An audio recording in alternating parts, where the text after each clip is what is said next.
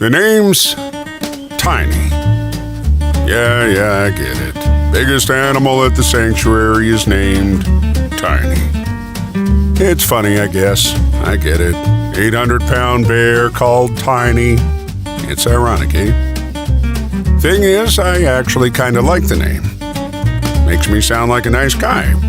So they asked me to tell you a little bit about myself. So here goes.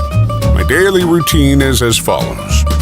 I get up bright and early, around 11 a.m. or noon, just in time for breakfast. You know, it's the most important meal of the day, right? Breakfast can last a good bit of the day, and sometimes even run smack into lunch, which is pretty awesome.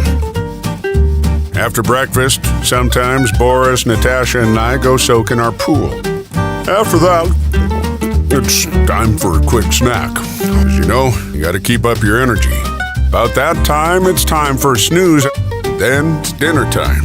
I'm doing a bit of training to get ready to watch the Run Into the Wild marathon here at the sanctuary.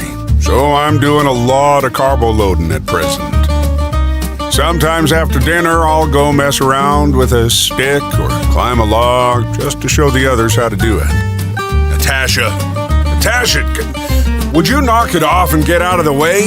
You're here to talk with me. Would you move, please? Thank you.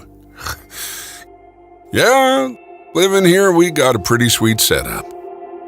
We didn't always have it this good, though. Long time ago, the three of us lived in a rundown facility over in Texas, along with 22 other bears. It wasn't anything like this place.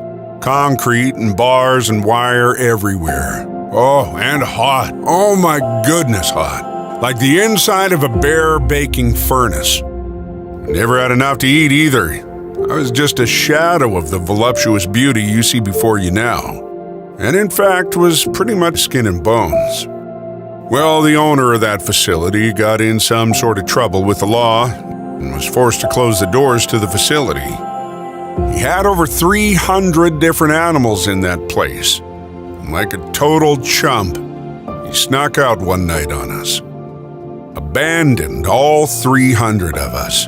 Locked in tiny cages with no food or water in the hot Texas sun.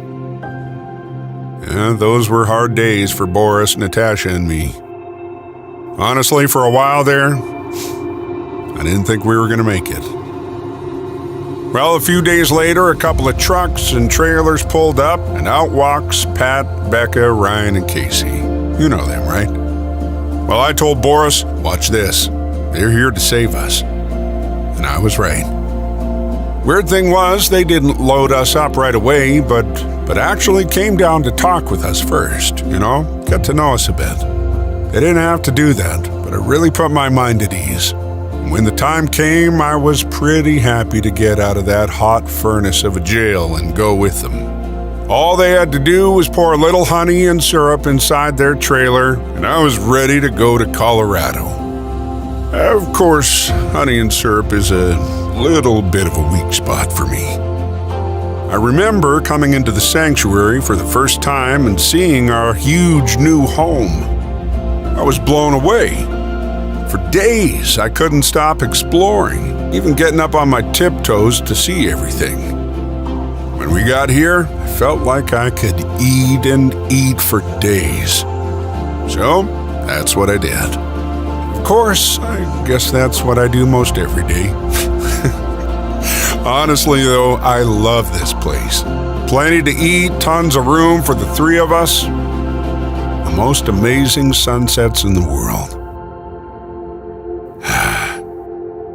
A bear could get used to this place.